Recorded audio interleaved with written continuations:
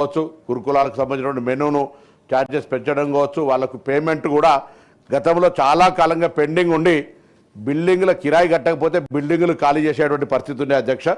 దాని నుంచి ఈరోజు పేమెంట్ ఎప్పటికప్పటికి క్వార్టర్లీ క్లియర్ చేసుకుంటూ ఎక్కడ కూడా ఆపరేషనల్ ఇబ్బంది లేకుండా అడిషనల్ కొంత ఇన్వెస్ట్మెంట్ అడిషనల్ అదర్ స్కీమ్స్కు సంబంధించి అంటే స్కిల్ డెవలప్మెంటో లేకపోతే లోనింగో లేకపోతే వాళ్ళకు సెల్ఫ్ ఎంప్లాయ్మెంట్కి సంబంధించిన ఇష్యూలో కొంత ఉండొచ్చు. కానీ అది కూడా రాజీవ్ వికాసం ద్వారా మేము ఆ రోజు పరిష్కారం అయితే అనుకున్నాం. కొంత ఈ జాప్యం జరిగినా తప్పకుండా మరొక్కసారి మీ ద్వారా గౌరవ సభ్యులకు అందరికీ కూడా తెలియజేస్తాను, ఈ ప్రభుత్వం బలహీన వర్గాల అభివృద్ధికి కట్టుబడి ఉంది.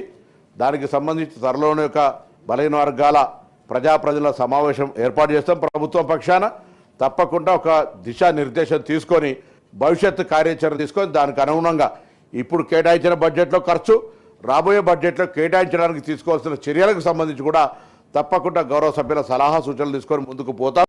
ఎక్కడ కూడా ఏ అంశం లోపల కూడా అటు హాస్టల్స్కి సంబంధించినటువంటి ఫుడ్ కాంప్రమైజ్ కాకుండా ఎప్పటికప్పుడు పర్యవేక్షణ జరుగుతోంది.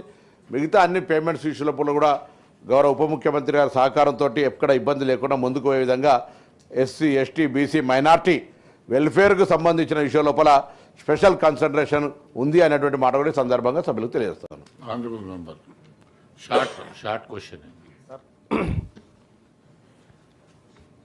సార్, ప్రభుత్వం బలహీన వర్గాల సంక్షేమం కోసం కట్టుబడి ఉంది అని చెప్తా ఉన్నారు సార్. నేను చెప్తుంది ఆ కట్లు ఇప్పుకుంటే కదా సార్ మా దగ్గరికి ఏమన్నా వచ్చేది. మీరు కట్టుకుంటే మాకు వచ్చేది ఏం లేదు. మంత్రి గారు దయచేసి మీరు చెప్పండి సార్, ఈ లెక్కలు చూసిన తర్వాత మీకు ఏమైనా గుండె తరక్కపోతలేదా సార్? ఈ బడ్జెట్లో బీసీలకు పెట్టిన లెక్కలు చూసిన తర్వాత గుండె తరక్కపోతలేదా సార్? వీళ్ళొక్కరే కాదు సార్, మా బీసీలకు అన్యాయం చేస్తూ మా ఎంబీసీల పరిస్థితి అయితే ఇంకా ఘోరం సార్. 1000 కోట్ల రూపాయలు ఎంబీసీలకు కేటాయించి 4 కోట్లు ఖర్చు పెట్టింది సార్. ఇంకా గత ప్రభుత్వం సార్, మరి తెలంగాణ రాష్ట్రం వచ్చి మేము ఏం చేసుకోవాలి సార్? మా కోసం రాలేదా సార్? ఈ రాష్ట్రంలో మేము పౌరులం కాదా? 100కి 56.33% ఉన్నారు బీసీలని ఈ రాష్ట్ర ప్రభుత్వం మాకు లెక్క చెప్పినప్పుడు మరి మా బడ్జెట్ ఏది, మా ఖర్చు ఏది, మా లెక్క ఏది సార్? ఒక్కసారి సార్ 2014-15 నుంచి సార్ తెలంగాణ రాష్ట్రం వచ్చినప్పటి నుంచి జరిగిన మోసం ఒక్క 2 ముచ్చట్లు చెప్తాను సార్. 2014-15లో సార్ 4311 కోట్ల రూపాయలు కేటాయించారు సార్. ఖర్చు చేసింది 1090 కోట్లు. దాంట్లో సార్ దాదాపుగా ఒక 74.7% నిధులు మిగిల్చుకున్నారు సార్. దాంట్లో కూడా ఇక 2015-16లో సార్ 78% నిధులు మిగిల్చుకున్నారు సార్. ఖర్చు పెట్టలే. కేవలం 4897 కోట్లు కేటాయిస్తే 1073 కోట్లు ఖర్చు చేసిరు సార్. 3823 కోట్ల రూపాయలు మిగిల్చుకుంది సార్ గవర్నమెంట్ బీసీలది. అలాగే 2016-17లో సార్ 4622 కోట్ల రూపాయలు బీసీ సంక్షేమం కోసం కేటాయించి 1930 కోట్ల రూపాయలు మిగిల్చుకుంది సార్. అంటే 41% నిధులను మిగిల్చుకుంది గవర్నమెంట్ అప్పట్లో. 2017-18లో సార్ 5070 కోట్ల రూపాయలు బీసీల సంక్షేమం కోసం మేము ఖర్చు పెడతామని బడ్జెట్లో పెట్టి 2204 కోట్ల రూపాయలు మిగిల్చుకుంది సార్ మా సొమ్ము గవర్నమెంట్. అలాగే 2018-19లో 5764 కోట్ల రూపాయలు మేము ఖర్చు పెడుతున్నాం బీసీల కోసమని బడ్జెట్లో చెప్పి 2220 కోట్ల రూపాయలు మిగిల్చుకుంది సార్ ఈ ప్రభుత్వం. సార్ ప్రభుత్వం is a continuous process sir. అది వీళ్ళు కానీ వాళ్ళు కానీ ఎవరైనా సరే కానీ మేము కూడా కంటిన్యూస్ ప్రాసెస్ సార్ బీసీలం. ఇక్కడ 2018-19లో సార్ 5764 కోట్లు ఖర్చు పెడతామని 2220 కోట్లు మిగుల్చుకున్నారు సార్. 2020-21లో సార్ 4429 కోట్ల రూపాయలు బీసీల కోసం ఖర్చు పెడతామని కేవలం 2900 కోట్లు ఖర్చు పెట్టి 1448 కోట్ల రూపాయలు మిగుల్చుకుంది సార్. ఇది చరిత్ర సార్. తెలంగాణ రాష్ట్రం ఏర్పాటైతే బీసీలకు జరిగినటువంటి నష్టం సార్ ఇది ఏర్పాటైన తర్వాత. సార్ మాకు 2014 నుంచి 20 వరకు మొత్తం కేటాయించిన సార్ దాదాపుగా ఒక 7 ఏళ్ల పాటు కేటాయించిన బడ్జెట్ 29,094 కోట్ల 3 లక్షలు కేటాయించారు సార్. దీంట్లో ఖర్చు చేసింది 14,245 కోట్ల రూపాయలు ఖర్చు చేసిరు సార్. మిగుల్చుకున్న సొమ్ము సార్ మా బీసీలది, మా కుమ్మరోళ్ళది, మా మాలోళ్ళది, మా మంగళోళ్ళది, మా శాఖలోళ్ళది, మా ప్రజల సొమ్ము ఈ ప్రభుత్వం మిగిల్చుకుంది. 14,800 కోట్ల రూపాయల సొమ్ము మా సొమ్ము మిగిల్చుకుంది సార్ ఈ ప్రభుత్వము.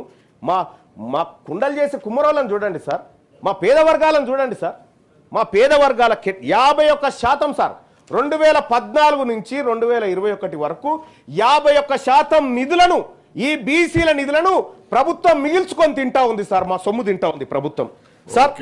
సార్ ఒక కంక్లూజన్ చేస్తా సార్. ఇక్కడ సార్ ఇంకా విషయం ఏంటంటే సార్, మరి మేము బీసీలం సార్. ఈ తెలంగాణ రాష్ట్రంలో బడ్జెట్లో జమ అవుతున్నటువంటి ప్రతి పైసలో 56.33% మేము వాటా సార్ మేము జమ చేస్తా ఉన్నాం సార్. ఇక్కడ సార్ మేము జమ చేస్తున్నటువంటి సొమ్ము ఒకసారి చూస్తే సార్ 2014-15లో సార్ మేము ఈ రాష్ట్ర ఖజానాకు ఒక్క రోజుకి గౌరవ మంత్రి గారు వినాలే ప్లీజ్ సార్, మంత్రి గారు సార్ ఇవాళ దయచేసి సార్ మాది సార్ పేదవారు 50% ప్రజల అంశం సార్. మంత్రి గారు 2014-15లో 157 రూపాయలు సార్, ఒక్క రోజుకు 157 రూపాయలు బీసీలం జమ చేస్తాం సార్ ఒక్కొక్కరం బడ్జెట్లో. కానీ 2014-15లో బీసీలకు ఈ ప్రభుత్వం ఇచ్చింది ₹1.5 సార్ ఒక్క రోజుకి, ₹1.5. యాదగిరిగుట్ట మెట్ల కాడ ఒక బిచ్చపోడు కూడా తీసుకోండి సార్ ఈ సొమ్ము, గది ఖర్చు పెట్టింది సార్. అలాగే సార్ 2015-16లో 181 రూపాయల చొప్పున రోజుకు 181 పన్నులు ఇతరత్రాల రూపంలో బీసీలము రాష్ట్ర ప్రభుత్వ ఖజానాలో జమ చేస్తా ఉన్నాం సార్. కంక్లూడ్ చేస్తున్నాం సార్. Question hour sir. ఆ తర్వాత కూడా ప్రభుత్వం నుంచి సార్ ఈ ప్రభుత్వం ఇచ్చిన లెక్కలు చూస్తే సార్ మీరు కూడా ఈ లెక్కలు చూస్తే మీకు కూడా బాధ అనిపిస్తుంది సార్. ఎందుకంటే మీరు కూడా మా వర్గాల గురించి ఆలోచించేటువంటి గొప్ప మనసున్నటువంటి మీరు ఉన్నారు కాబట్టి సాధ్యపడుతుంది సార్ నేను మాట్లాడుకోవడానికి. సార్ 2015-16లో సార్ 2015-16లో 181 రూపాయల చొప్పున ఒక్కొక్క బీసీలం ప్రభుత్వ ఖజానాలో జమ చేస్తే సార్ మా బీసీలకు ₹1.49 ఇచ్చింది సార్. అంటే ఇట్లా చూస్తే సార్ ₹4, ₹2 ఒక్కొక్క రోజుకు ₹3 మా బీసీలకు ఈ ప్రభుత్వం ఖర్చు పెడతా ఉంటే ఈ ప్రభుత్వం మా బీసీల దగ్గర ఒక్కొక్క రోజుకు వసూలు చేస్తుంది 234, 204, 272, 181. సార్ నేను ఒకటి అడుగుతా సార్, మేము పన్నులు కట్టడానికి ఉన్నామా సార్? ఇక్కడ తెలంగాణ రాష్ట్రంలో మేము పన్నులు కట్టడం కేవలం ప్రభుత్వాన్ని నడిపించడానికి పన్నులు కట్టేటువంటి బానిసలమా మేమంతా? నేను క్లియర్ గా అడుగుతా ఉన్నా. ఈ రాష్ట్ర ప్రభుత్వం మా ప్రజలకు 56.33% ఉన్నటువంటి ప్రజలకు ఏం సమాధానం చెప్తారు సార్? ఈ బడ్జెట్ లెక్కలతో ఇంకో నెలలో అయిపోతున్న బడ్జెట్ కు